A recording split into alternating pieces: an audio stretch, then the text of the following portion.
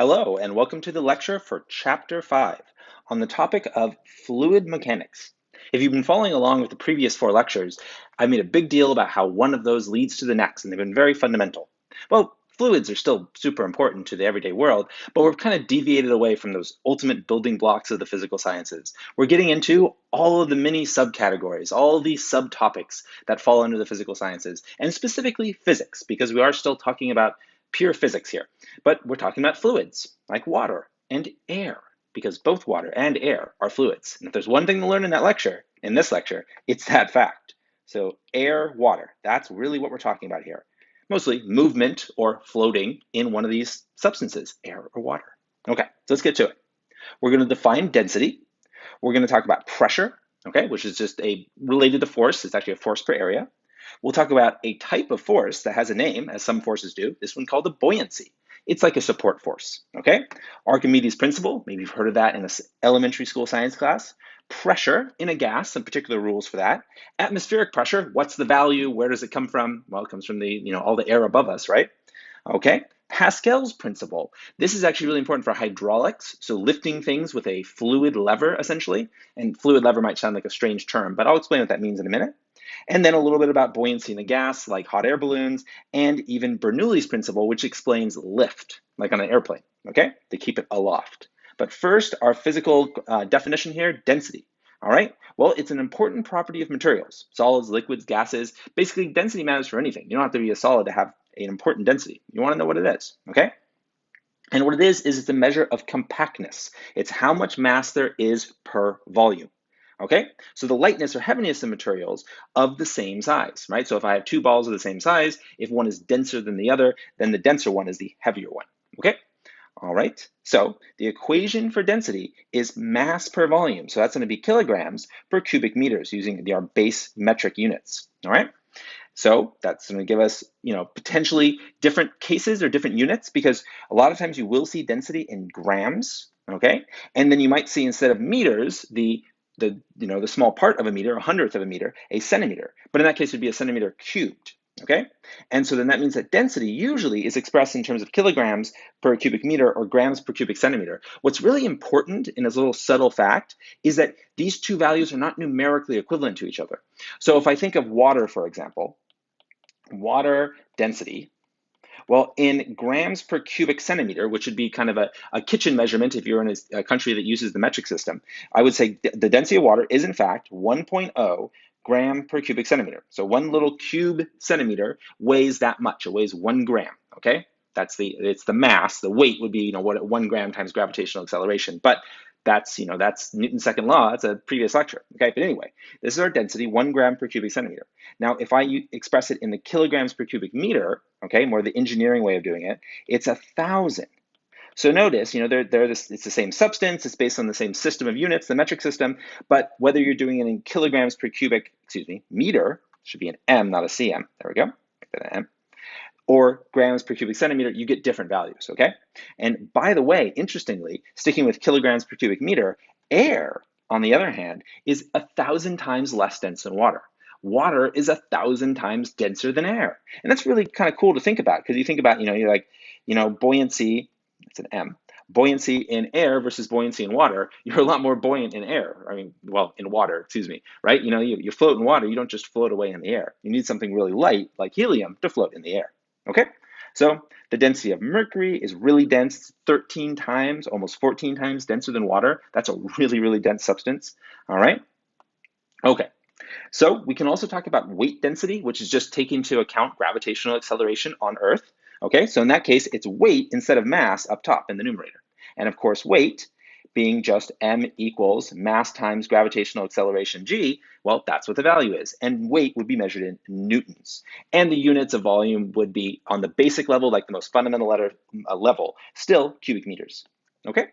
And by the way, you can express this in a non-metric unit or non-metric system, which is pounds per cubic foot. And the reason you'd even do that is because our system, the US system, is actually based more on weights than on masses. And so we end up with these things like weight density instead of mass density, okay? But we stick to the metric system throughout this textbook, so let's not worry about it too much, okay? So which of these has the greatest density? 100 kilograms of lead, 100 kilograms of water, both the same, or none of those somehow? Well, which one has the greatest density? It's lead, okay? Lead would take up less space to have 100 kilograms. Water would take up more space to have 100 kilograms. See? All right. So the force per unit area that one object exerts on another is pressure. Okay, so now we've moved on from density to a new physical unit, pressure. All right, but pressure is based on things we've seen before, namely force. Okay, so pressure by definition is force per area. Okay, so it's like thinking about like the overall effect of force on an area, and it's a unit that's really well suited to fluids because fluids tend to not push on a single point, they push distributed over an area. And so it always makes sense to talk about the pressure effect of a fluid. But of course, where did that pressure come from? It came from a force, often a gravitational force, right? The weight of the fluid above something, the weight of the fluid in a tank pushing on the sides of that tank. That's pressure, okay? Now you can also get pressure from other than gravity. You can put energy into something by pressurizing it, right? But anyway, it'd be newtons and then per area, which is square meters. Okay, so newtons per square meter. That unit is known as the Pascal. That's the unit of pressure, the base unit of pressure. Well, it's a derived unit, but that's the fundamental unit of pressure. PA is how we represent it, all right? And it's equivalent to a Newton per square meter. So the force per unit area that a liquid exerts on something is the pressure in a liquid. What's interesting is pressure is depth dependent and not volume dependent because it is per area after all. So as you go deeper and deeper in a fluid, it doesn't matter really what's being pushed on, it just matters how deep you've gone. And we know that as we swim down into a fluid, you feel the effects of pressure as you swim down into, well, water, right? So you swim deeper, you feel those increased effects of depth pressure. You swim twice as deep and the pressure due to the weight of water above you is twice as much. So it's a direct proportionality between depth and pressure, okay? So for total pressure being relative to the vacuum of space outside of our planet, all right? Well, then you would add atmospheric pressure to whatever extra pressure you've got from swimming down into a body of water, okay? So how does water pressure work? How can we understand it? Let's break that down a little bit. Let's make sure that we're not just saying, oh, pressure just is there because fluids push on things. Let's understand it a little more thoroughly. So the effects of water pressure are like this. It acts perpendicular to the surface of a container. In this case, we have some sort of triangular solid, and all the forces of the weight of the water are pushing normal to the surface. Okay, that means perpendicular to the surface. Okay, and that overall effect of pushing in all directions means that there is a net force that's upwards because the depth dependent pressure lower down is going to be greater than the depth dependent pressure closer to the top of the submerged object. And that's true of any submerged object. And that always creates a net force that's up. And we'll give that net upward force a name in a minute. But it's good to see that pressure is going to tie in with an idea we're just about to see. But what is that idea? You got to wait. Okay? And by the way, one effect of pressure, a direct visualization of it, is if you poke holes at various depths in a container like this, you'll see that the fluid squirts out faster from the bottom hole because there's greater pressure down here. P great at the bottom, right? And that's because it's depth dependent. Okay? All right, let's move on. All right, so it acts equally in all directions. All right, so pressure is not just down. It's not like the force of gravity. It points in all directions because the fluid is free to move in all directions. So it transmits that force in all directions. Your ears feel the same amount of pressure underwater no matter how you tilt your head. It just matters, if you change the depth significantly via tilting your head, then yeah, it might somewhat affect the sensation on your ears. But overall, your head orientation does not affect. Okay, bottom of a boat is pushed upward by the water pressure. So pressure definitely can push things up. We were talking about that net force just a minute ago. And pressure acts upward when pushing against a beach ball underwater, right? And that's because the beach ball wants to float, okay? So interesting thing about pressure, it's independent of the shape. That's because, again, pressure by definition is force divided by area, right? And since you're dividing by the area, you're essentially dividing out the effects of shape. So whatever the shape of a container, pressure at any particular depth is the same. And there's a cool visualization of this, a science demonstration, where you can have all these different shaped containers, right, which obviously have different volumes, but they all fill up to the same height because they're all connected to each other at the bottom. And so we can really see that that same height is what's driving the fluid to get pushed up to that. And it doesn't matter what the shapes of the parallel or side-by-side tubes are, totally shape independent, okay? Oh, and here's the equation, by the way. Liquid pressure for depth is just weight density times depth. And weight density then we're just going to have here mg, all right? And then times depth is just going to be our depth, basically the depth that we have here. So as it's going to be not mg divided by v, all right? That would be divided by volume, all right? Although here, yeah, divided by volume, because I'm using the variables, not the units, right? So m for mass, g for gravitational acceleration, v for volume, times depth, which we'll call h.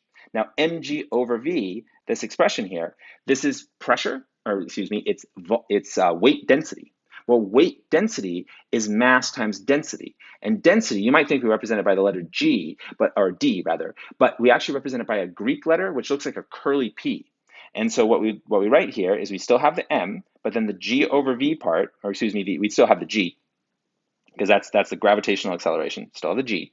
But then the M over V part, the mass per volume, that becomes density. There it is. That's that Greek letter called rho. That's how you write it, R-H-O. And then times depth, H. Okay, so G rho H. I'll write down one more time down here.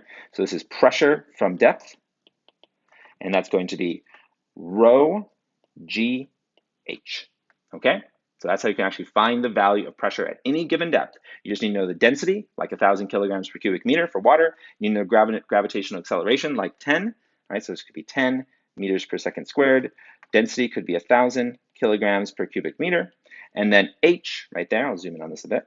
H then would just be some distance. Let's say if you go down 10 meters, which is pretty deep, that's like 30 feet. Well, then the pressure at that depth would be the 1,000 times 10 times 10. Right? And that's going to give you a very big value. The usefulness of that big value is in comparing it to atmospheric pressure, a value we'll talk about in just a second. But here, 10 times 10 is going to give us 100. 100 times 1,000 is going to give us 100,000. So this would give us a pressure of 100,000 pascals. Okay? 100,000. Remember, pascals are the units of pressure after all. Okay, so remember that number, because that's the pressure you would get from swimming down to a depth of 10 meters, about 30 feet down into a body of water. Okay, depth pressure, an equation to find it.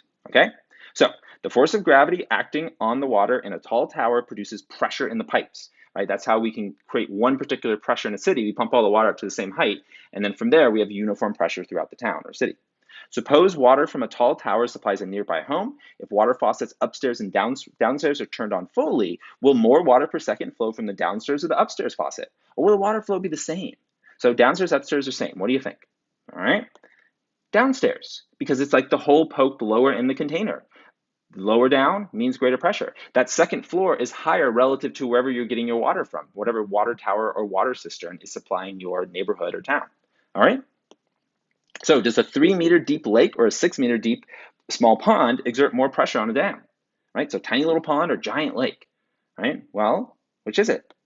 Right. It's the tiny little pond. Right. Even though the pond is small, it's deeper. And that matters, all right?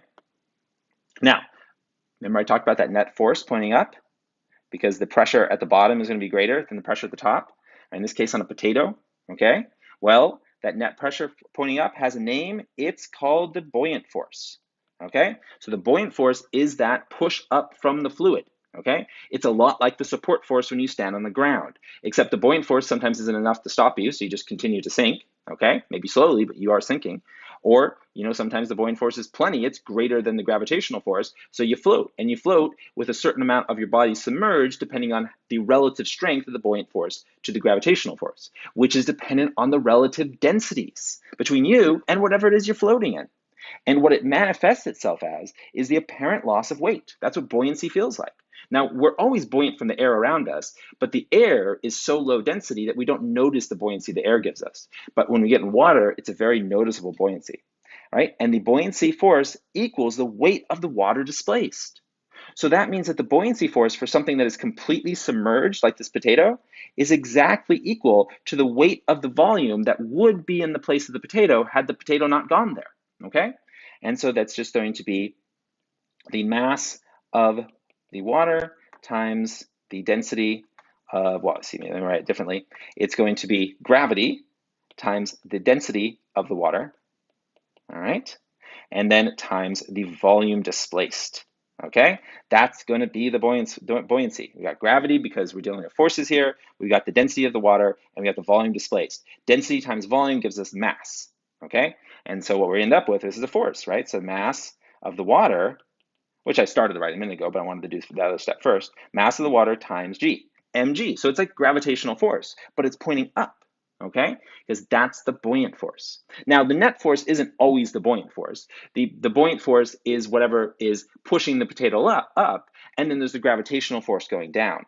And so sometimes if something is accelerating, then that's because accelerating up or down for that matter. Like if you think of a beach ball, you pull it underwater and you release it, it accelerates up.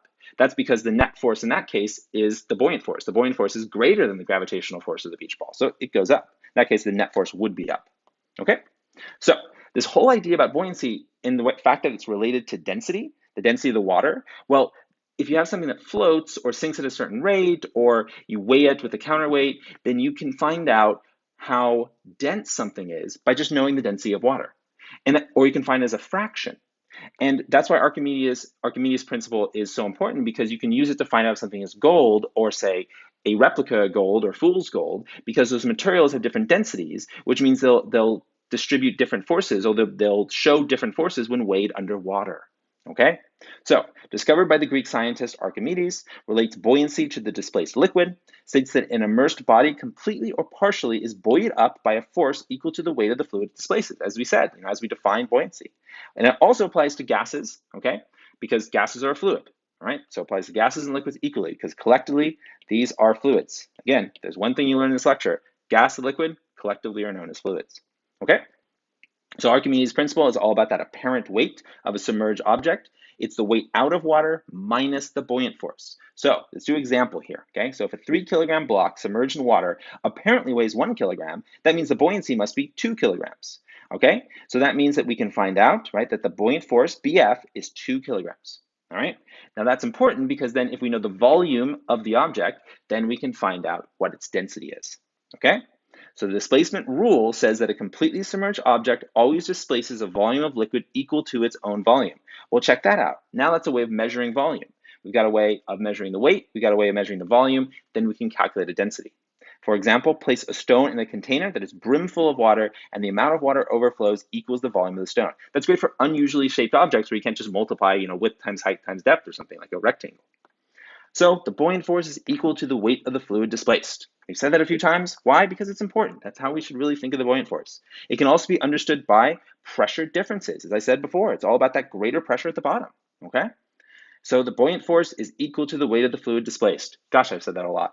Understood by pressure differences: greater pressure against the top of the box or bottom of the box, greater pressure on the, or less pressure on the top. So greater pressure on the bottom, less pressure on the top. And by the way, that's why there's 2 arrows here, 1 arrow there, okay? There's always more arrows at the bottom. If you make the overall box deeper, then yes, the overall pressure goes up, but there's still more pressure at the bottom than at the top.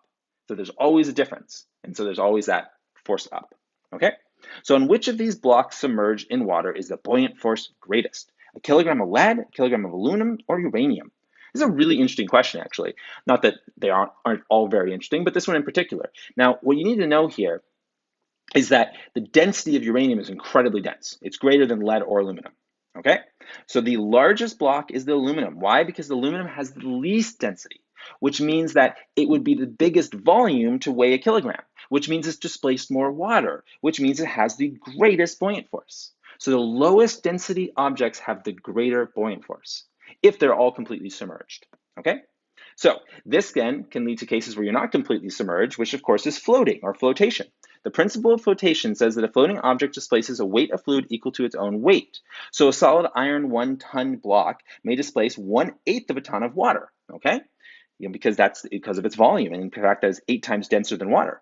The same 1 ton of iron in a bowl shape, however, displaces a greater volume of water. Check it out, because it's pushing this whole volume of water out of the way now. That means by just changing the shape, you've created a lot more buoyant force, because after all, it's all about the displaced fluid, okay? So the reason a person finds it easier to float in salt water compared with fresh water is that salt water has a greater buoyant force. A person feels less heavy in salt water for some reason. A small volume of water is displaced, or smaller volume, or none of them. That's right. Okay? It's that a smaller volume of water is displaced. Why? Because salt water is denser. Okay? It's not because the buoyant force is greater. Okay? Because the buoyant force is still the same. You're still floating. Got it? All right. So on a boat ride, the skipper gives you a life preserver filled with lead pellets. When he sees the skeptical look on your face, he says that you'll experience a greater buoyant force if you fall overboard than your friend who wears a styrofoam filled preserver. He apparently doesn't know his physics. Or maybe he does. Which is it? He's correct. You'd also die, but you would experience a greater buoyant force because if you're fully submerged, you're displacing more water. Bad idea, though. Having more buoyant force is not strictly better. You'd rather float than just have more buoyant force. Okay, cool idea, right? So a little bit about pressure in a gas. Here we have a really neat, device for lifting boats onto a raised canal. It's called the Falkirk wheel, and it works by having these counterweights that they basically fill with water.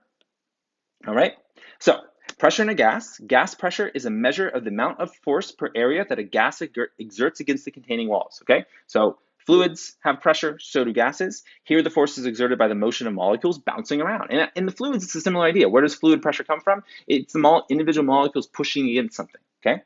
In gases, it's more important to really imagine them freely bouncing around because the density is so low that every individual molecule or atom in a gas kind of moves independently, whereas in a fluid, they move more collectively, okay? That means that temperature is very important for gas pressure, okay? Because temperature affects the kinetic energy, which affects how often these bounce into the walls. The more times they bounce in the wall per second, the greater the pressure, see? So the relationship between pressure and density. Gas pressure is proportional to density. So density of the gas, greater the pressure.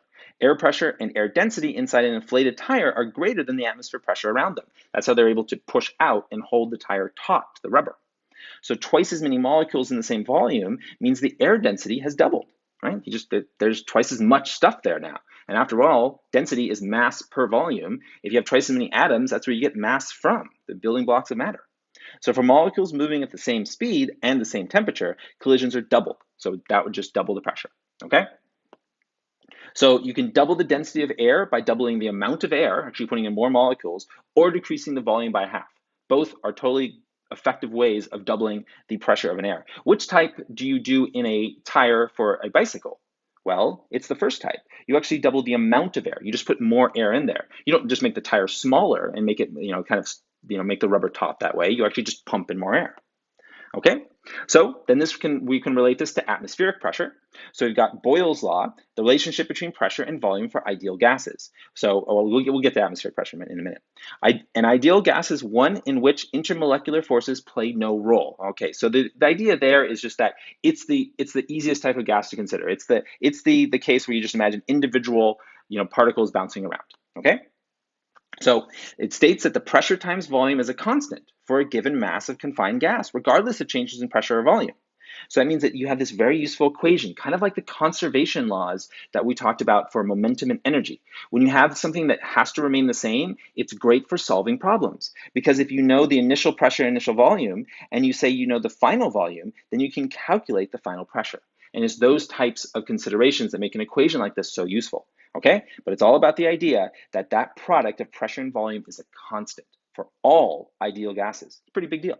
Okay, so when you squeeze a party balloon to 0.8 its volume, the pressure in the balloon would have to do what? Think about the equation. Think about P1V1 equals P2V2. All right, how would you solve that? You're solving for what, right? You're solving for P2 because you know V2, right? You know it as a fraction of V1, okay? Okay, so hopefully you can work this one out. It's 1.25, and here's the equation, all right? You're just solving for that value, and the only way it works is with 1.25, okay? So now on to the atmospheric pressure. So the atmosphere is an ocean of air. It really is like we're living at the bottom of an ocean. Again, we don't really notice it because air is so low density, but it does exert pressure, it absolutely does.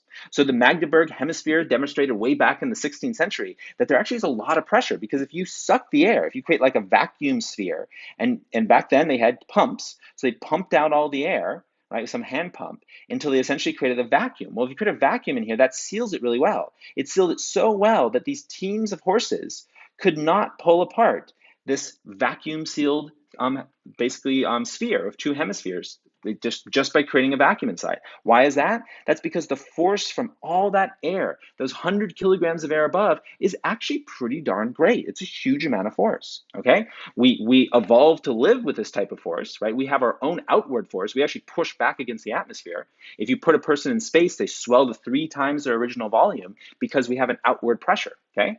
Just like you think about animals that live at the bottom of the sea, they've evolved to live in those conditions. Okay, so the atmospheric pressure is this column of air above us. Okay, it's caused by the weight of air. It varies from one locality to another, absolutely. If you go on top of mountains, it's different. Storms change it, but the effects aren't that dramatic. It's always around the same value, and that value is 100,000 pascals, okay? So 101,000 or 101 kilopascals. The kilopascal is 1,000, so it's 100,000, 101,000, right? But approximately 100,000 pascals. Where did we see that value before? Yep, back when we dove 30 meters down into the body of water, okay? That was the same number. Because it turns out that swimming 30 meters down into a body of water is exactly the same as being atmospheric pressure. Another way of saying that is if you swim down 30 meters into water, you're now experiencing twice the normal pressure you're used to. And that's why it's pretty dramatic. It's pushing in your ears in particular, a sensitive point, and you feel that increase in pressure because you've doubled the pressure you're used to, okay? So, but again, that's a pretty big value, 100,000 pascals. That means that the weight on 1 square meter, like a 3 by 3 foot sheet, is 100,000 newtons. That's a huge amount of force, okay? But again, everything is used to having this force. The materials that exist on Earth exist in those high force conditions, okay? We're not good at existing in really low force conditions. You put someone in a vacuum, they don't do very well. You put trees in vacuums, they don't do very well. We all have evolved to live with pressure surrounding us. Okay, so pressure at the bottom of a column of air reaching to the top of the atmosphere is the same as the pressure at the bottom of a column of water 10.3 meters high. So, it was approximately 10. More exactly, it's 10.3 meters. So that, again, one demonstration of that is you swim down 10 meters, you've doubled your pressure, okay? But some consequences are actually creating pumps, right? So the highest atmosphere can push water up a vacuum pump is 10.3 meters. So it means if you're creating a pump system, you're limited to 30 meters, okay? Mechanical pumps that don't depend on atmosphere, on the other hand, don't have that limit. So you can definitely create pumps that aren't just using the atmosphere, but a very basic pump does use atmosphere and it's limited. An example of a basic pump is just creating a vacuum at the top, like when you suck fluid up a straw, your mouth is creating a partial vacuum. You can't suck fluid further than 30 feet. If you had a 30-foot straw, you'd be out of luck, okay? Or say a 35-foot straw. So some other interesting things about fluids. Let's get to mechanical pumps. We'll talk about Pascal's principle. Let's wrap up this lecture. So when the piston is lifted, so talking about a mechanical pump, a little bit about machines. We talked briefly about machines in a previous lecture, so please review that idea. So when the piston is lifted, there's the piston, the intake valve opens and the air moves in. Fluid moves into the empty space. When the piston is moved downwards, the outlet valve opens and the air is pushed out. Okay, it's the idea behind a mechanical pump. A barometer is a device that measures pressure through one fluid pushing on another, okay? It can be used to determine elevation or just variations in the normal pressure. That can be a forerunner of storms. It's a small portable instrument that measures atmospheric pressure. That's an aneroid barometer. It's based on some similar principles, all right? Atmospheric pressure is caused by what? The density of Earth's atmosphere, the weight of Earth's atmosphere, or the temperature of the atmosphere? Or is it caused by an effect of the sun's energy on the atmosphere? Which is it? Make sure you know, it's a weight. It's just the weight of the fluid pushing down on you. So 2 people are drinking soda using straws. Do they suck the soda up? Could they drink a soda this way on the moon? What do you think? Yes and yes. No, they suck the air out and the atmosphere pushes the soda up. No, they reduce the pressure in the straw and the atmosphere pressure pushes the soda up. Or yes, no, they could do the same thing on the moon. So what's the best answer here? C. Okay, no, they reduce air pressure in the straw and the atmospheric pressure pushes the soda up. That's the correct way to think about it. Okay, like I said, you create a vacuum in your mouth. And no, they could not do the same thing on the moon. Why? Because the moon doesn't have an atmosphere, so there's no atmosphere to push it up. Interesting, okay? They'd also suffocate on the moon, so it would be a bad idea to be there not in a spacesuit. Okay, so another direct effect of fluids, Pascal's principle. This is really useful for machines, discovered by this guy Blaise Pascal back in the 17th century.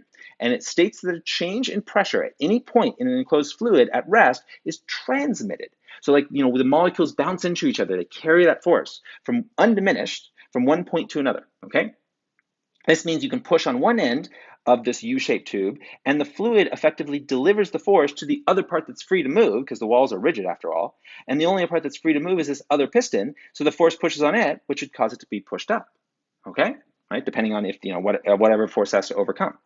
So that means that if you change the area that you push on, relative to the area that's going to be pushed out, then you can create a mechanical advantage. You create a hydraulic press, just like a lever where you can push less force in and get more force out. Same thing here. But just like the lever, work, which is energy, has to be conserved. So you end up losing distance. So you have force in times distance in equals force, equals force out times distance out. All right, so that for the distance in would be something like this. You have large distance, a big push, and you get a tiny little lift. All right, so that's what you always give up when you get mechanical advantage, but you get a lot more force. You can push with 10 kilograms of mass or equivalent amount of force, and you can lift something 50 times heavier. Right, so that's how we can use human force to lift a car with a hydraulic jack. Okay. So a 10 kilogram load on a small piston on the left lifts a load of 500 kilograms on a large piston. Just got to make sure the output area is bigger than the input area, all due to the principle called Pascal's principle. All right, so here we have a 10 kilogram load on the left piston will support a 5 kilogram load or 50 kilogram load, 500 kilogram load on the right piston. How does the pressure of the fluid against the lower part of the left piston compare with the pressure against the lower right piston? All right, well, let's take a look at our example here. All right, if we can get it to switch pages here. All right, started acting up on me a bit. All right. Okay, so we'll pause it here.